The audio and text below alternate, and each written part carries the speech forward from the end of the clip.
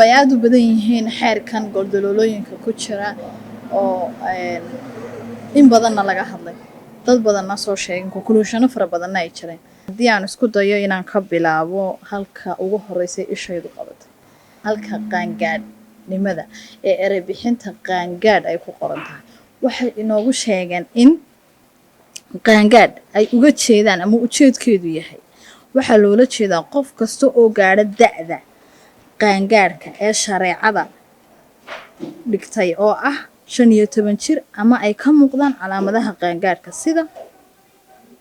madhabka shaaficiyadu qabto